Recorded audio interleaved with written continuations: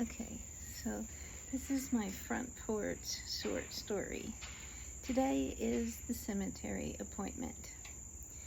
So we get this call from the cemetery and they want to set up an appointment. And we're like, what? But we set up the appointment anyway because we're like, why not? Why not? Why not set up an appointment with the cemetery? So we wait all week. The day of the appointment, we're kind of weirded out. The day of the appointment, we solemnly drive there in silence. And we're passing we get there and we're driving through, we're passing all the tombstones. And we're just, feeling a little weirded out, a little creeped out. And we're trying to find a building. So we go and we see these people coming in and out of this one building. So we pull in over there and we look at the building and we're like, oh my God, it's this old dilapidated fallen down building with a bridge that is falling apart. And it looks like they made some repairs on the bridge. So like some of the boards on the bottom, they repaired, and some are just like, it's just like a hole. Like, you have to step very carefully, around, like, so you don't fall through. And so we managed to make it through the bridge, and we knock on the door and they open it up, and it turns out it's the maintenance building. So thank God for that, right? So they direct us to the main building. So we get to the main building and we go in, and there's one person there, okay? And she's in an office at her desk, and she's working on her computer, and she's typing, and she gives us this side glance that says, leave me alone, right? But she's the only one there. So we're like, well, we're start heading towards her anyway, because what else are we gonna do? There's nobody else there. So we walk over to her and go into her room, and she's still typing on the computer, and we say, we have an appointment. And she stops what she's doing, and she goes like that, and she picks up the phone and she goes, they're here. She hangs up, and we're like, okay, that's a little weird.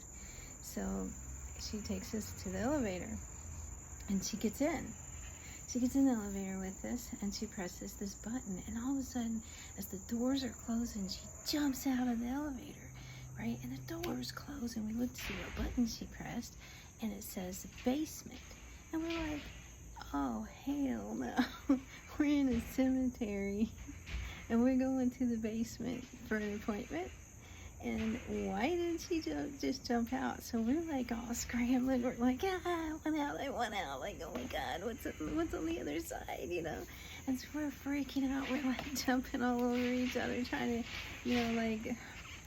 trying to get out or something. Because we're like, what are we going to do?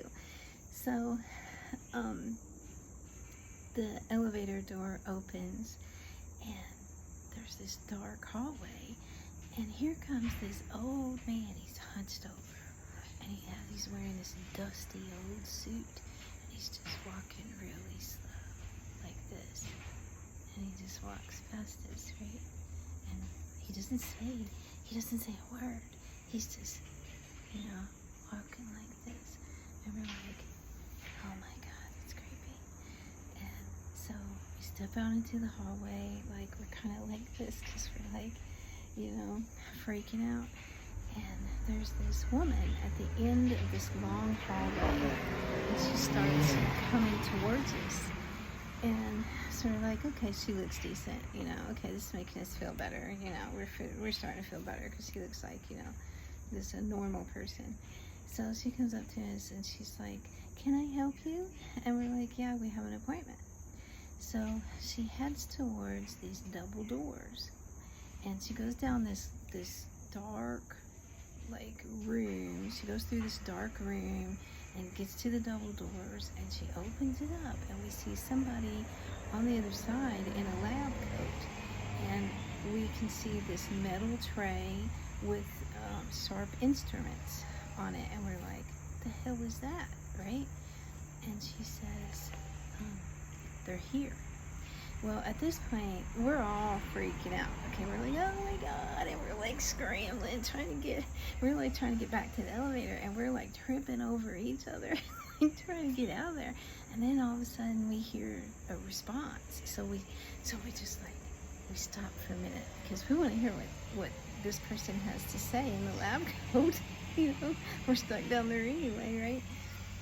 And so she's putting on these surgical gloves. Okay, and she brings the glove up and she snaps it back and she goes, they actually came.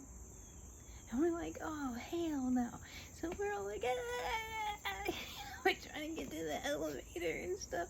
And so in the meantime, we're waiting for the elevator to come back, right? So we push the button. We're like, pushing the button, like, get us out of here, you know? And here comes the man in the dusty old suit, and he's coming down the other hallway, and he's like, you know, just like that, right?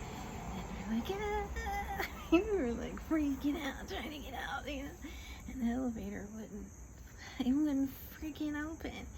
And so in the meantime, the woman comes, the nice, normal woman comes, and she goes, okay, she said, just have a seat in this room right here, and she'll be right with you.